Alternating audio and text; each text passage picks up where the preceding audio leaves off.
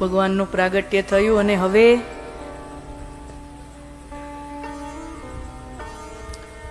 નામકરણ વિધિ થઈ છે, નામકરણ સંસ્કાર.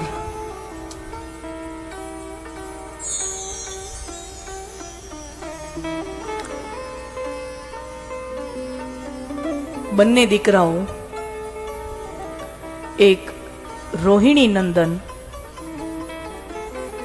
અને એક યશોદા નંદન, બંનેનું નામકરણ કરવામાં આવ્યું. મથુરા નગરીથી યાદવોના કુલગુરુ ગર્ગાચાર્યજી આવ્યા છે.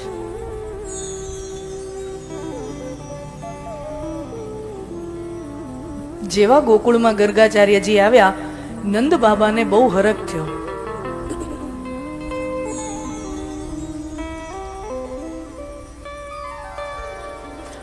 આપ પવિત્ર વિદ્વાન સંત અમારે ત્યાં આવ્યા છો. હે ગર્ગાચાર્યજી, અમારા દીકરાઓનું નામકરણ તમે કરી આપો.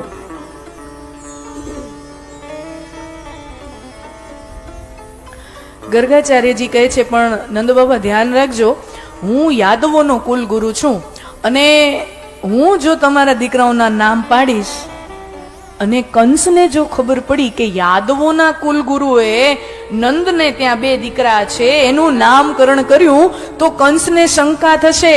સમજો, હું યાદવોનો કુલગુરુ છું. એને શંકા જશે.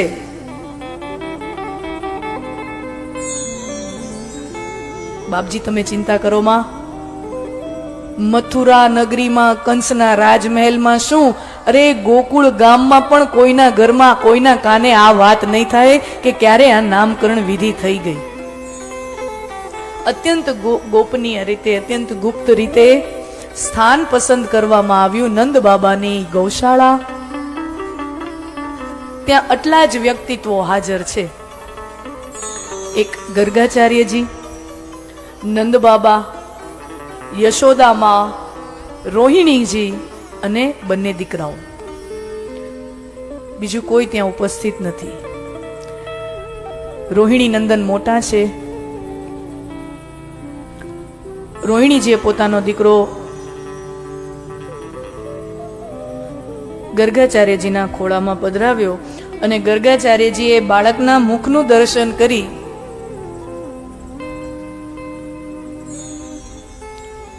રોહિણી માને કહ્યું કે હે માં, તમારો પુત્ર અત્યંત સુંદર છે, મનોહર છે, રમ્ય છે, આકર્ષક છે, તેથી હું એનું નામ પાડું છું રામ. રામ નામનો અર્થ થાય છે જે રમ્ય. રમ્ય ધાતુ ઉપરથી રામ નામ થાય. રમ્ય એટલે સુંદર, મનોહર, મન હરી લે, આકર્ષક, રૂપાળો. રમણીય નથી કહેતા કોઈ દ્રશ્ય સુંદર ન કહો તમે એને, રમણીય જગ્યા છે. રમ્ય, रम्य से राम, राम यानी जो सुंदर है, आकर्षक है.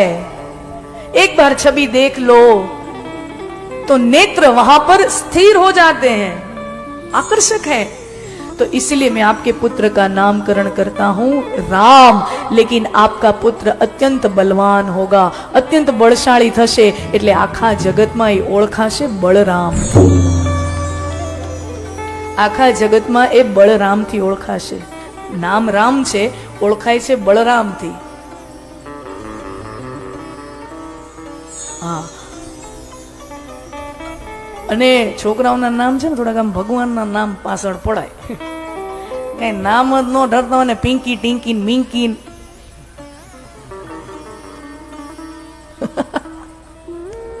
મને ક્યારે ક્યારે હું યાદ આવી જાય. બોલો,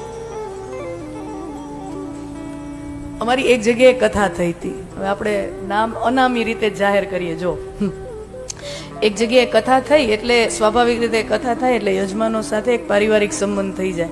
અને પછી ઘરમાં જ કોઈ પણ હરખના સમાચારો આવે, સુખ દુઃખના સમાચારો યજમાનો આપણી સાથે વહેંચતા હોય. તો હવે થયું એવું કે કથા થઈ એના 1-2 વર્ષ પછી એ યજમાનને ત્યાં દીકરીનો જન્મ થયો અને બહુ હરખમાં આવ્યા. અને ઘરે પેંડા આપવા આવ્યા. દીકરીનો જન્મ થયો, દીકરી લક્ષ્મી અવતર્યા, દીકરીનો જન્મ થયો ને જન્મના એકાદ મહિના પછી આવ્યા દર્શન કરાવવા. એટલે દીકરીને લઈને આવ્યા, પેંડા લઈને આવ્યા. એટલે યજમાન, એની પત્ની, એટલે પતિ પત્ની ને બાળકી એટલે આવ્યા. અને પત્ની છે ને બહુ આમ રાજી થતી કે મારી બાજુમાં જ બેઠા હતા એના પત્ની મને કે દીદી આમ અમારા ઈવડા છે ને એને આમ સંસ્કૃત શબ્દનો બહુ આમ સંસ્કૃતનો બહુ શોખ. એને નક્કી જ કર્યું દીકરો થાય દીકરી થાય નામ આમ એવું આમ સંસ્કૃતિ વાળું હોવું જોઈએ. મેં કીધું વાહ વાહ બહુ સરસ, આવું જ હોવું જોઈએ. આ પિંકી ટિંકી મિંકી આવા ન હોવા જોઈએ, કંઈક અર્થ સરે એવું નામ હોવું જોઈએ. એટલે મેં તો મને બહુ આમ રુચિ જાગી, ક્યુરિયોસિટી, જિજ્ઞાસા જાગી. વાહ વાહ વાહ, આટલું આનો ભાવના બહુ સારી કહેવાય. એટલે મેં કીધું વાહ વાહ સરસ. શું નામ શું રાખ્યું? એટલે એ બેન બોલ્યા કે દીકરીનું નામ અમે શ્લેષમા રાખ્યું. 100 વાળી રાશિ આવતી હશે, શ્લેષમા રાખ્યું. અને એ જેવું બોલે શ્લેષમાં ને મારાથી હસવું રોકાય નહીં. અમે છે ને પાછા અમુક સ્થિતિમાં આવ્યા ને હસી ન હકી, સમજ્યા? હસી ન શકી, કારણ કે હવે એનો હરખ હોય, આપણે એનો હરખ કેમ ભાગવો? એટલે પછી વાતે હું થોડીક વાર તો ખમી ગઈ. પછી અડધી કલાક પછી ભાઈ ક્યાંક બીજી વાતોમાં મશગુલ હશે. પછી મેં એના પત્નીને ધીરેકથી કાનમાં કીધું કે બેન એમાં એવું છે, તમે નામ રાખ્યું, તમને એમ કે શ્લેષમાં, એના ફોનેટિક સાઉન્ડ બહુ સારો આવે છે, આમ સાંભળવામાં મજા આવે છે, શ્લેષમાં, very unique and unique name. વાત બધું બરાબર છે, પણ તમે આનો નામ પાડવા પહેલાંનો અર્થ કોઈને પૂછ્યો તો? જાણકારને, વિદ્વાનને કોઈને અર્થ પૂછ્યો તો કે ના ના ના, આમ સાંભળવામાં સારું લાગતું હતું. અને આમ સ્કૂલમાં કોઈનું ન હોય, છોકરાઓનું નામ તો મારી દીકરીનું નામ અલગ પડી આવે, અલગ લાગતું હતું. મેં કીધું વાત બરાબર છે, પણ કંઈક અર્થ જાણીને પછી નામ રખાય. શ્લેષમાંનો અર્થ તમને ખબર સંસ્કૃતમાં શું થાય? શ્લેષ એટલે નાકના સેદા, નાકની ચિકાશ, એને શ્લેષ કહેવાય. એટલે ઘણી વાર આ તો હું કોઈને ખબર ન પડે તો હાયલું જાય તો હાયલું જાય, પણ જેને ખબર હોય ને તો પછી હસવું રોકવું કેમ? शेडा नहीं, कुछ अर्थ सरे. कोई नाम ऐसा हो, नामનું શાસ્ત્ર છે આપણે ત્યાં. નામના શાસ્ત્રમાં પહેલી જ લાઈન છે, નામ કોને કહેવાય? અને નામ કોઈનું, કોઈ પણ વસ્તુ, વ્યક્તિ, તત્વ, કોઈનું નામ રાખવું હોય એની પાછળનું એક વિજ્ઞાન છે. ભારતીય ઋષિઓએ હરેક વસ્તુના વિજ્ઞાનોથી પછી રંગોનું વિજ્ઞાન આપ્યું છે. કયા વ્યક્તિની કેવી રંગની ચામડી છે, કેવું કોમ્પ્લેક્શન છે, ને કયો વ્યક્તિ કેવા રંગના કપડાં પહેરે, એનામાં સંસ્કૃત સાહિત્ય ઉપલબ્ધ છે, ભરમાર છે. આહા, ફેશન શાસ્ત્ર, કઈ વ્યક્તિએ કેવા રંગના કપડાં પહેરે તો એ નિખરી ઉઠે, ઋષિઓએ શું શું નથી આપ્યું. કામ શાસ્ત્ર થી લઈને અણુશાસ્ત્ર સુધી દરેક વસ્તુમાં થીસીસ આપ્યા છે. કામશાસ્ત્ર આપનારા વાત્સ્યાયન ઋષિ હતા. અણુશાસ્ત્ર આપનારા ગુજરાતના જ કણાદ ઋષિ હતા. ગુજરાતમાં થઈ ગયેલા કરદમ ઋષિ ગુજરાતના હતા, કણાદ ઋષિ ગુજરાતના હતા. આ બધા ગુજરાતમાં થઈ ગયેલા ઋષિઓ. શ્લેષમાં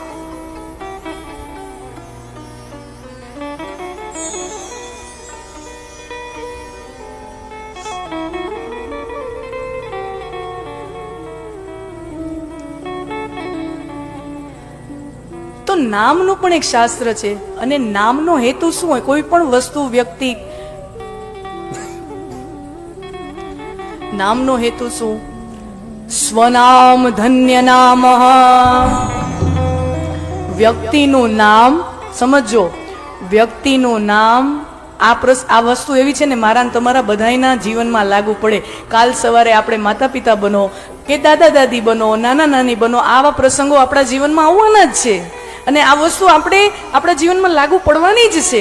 તો નામકરણનો હેતુ શું છે? સ્વનામ ધન્ય નામ. નામ છે એ જીવનનું લક્ષ્ય બનવું જોઈએ. નામ શાસ્ત્રનો હેતુ આ છે કે વ્યક્તિનું પોતાનું નામ એના જીવનનો લક્ષ્ય બનવું જોઈએ. એટલે આપણે કોઈનું નામ ગિરધારી હોય, કોઈનું નામ રામ હોય, કોઈનું નામ શ્યામ હોય, અથવા ઈશ્વરીય કોઈ પણ નામ હોય, તો એ જે ભગવાનમાં રહેલા ગુણો ગુણો ગુણો ગુણો ગુણો છે એ વ્યક્તિમાં ઉજાગર થાય ને એ વ્યક્તિ એ ગુણો પામે, લક્ષ્ય પામે, એ હેતુ હોય છે કોઈ પણ નામનો. સ્વનામ નામ ધન્ય.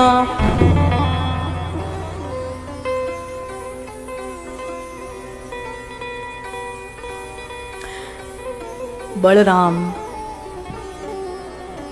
અને હવે યશોદામાં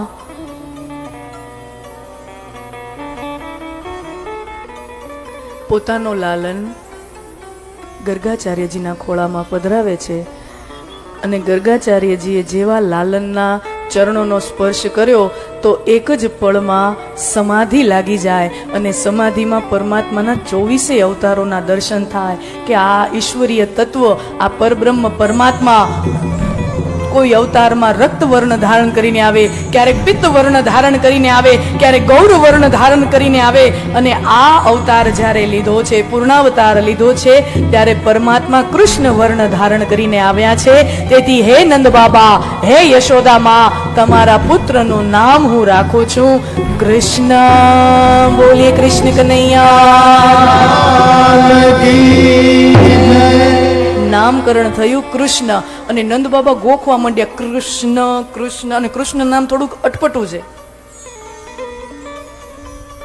કૃષ્ણ નામ થોડુંક અટપટું છે. અને રામ નામ રામ જેવું જ સરળ છે. રામ નામ છે ને ઇધર ફર્નિચર ના હોય ને, ફર્નિચર મેં સમજતા હે ભાદરણું તો રામ નામ છે ને અહીંયા ફર્નિચર નો હોય ને તોય લેવાઈ જાય, વાંધો ન આવે. પણ ફર્નિચર નો હોય ને તો કૃષ્ણ નામ લેજો, ભરાઈ જાય સામે વાળો. કૃષ્ણ સામે વાળો ભરાઈ જાય.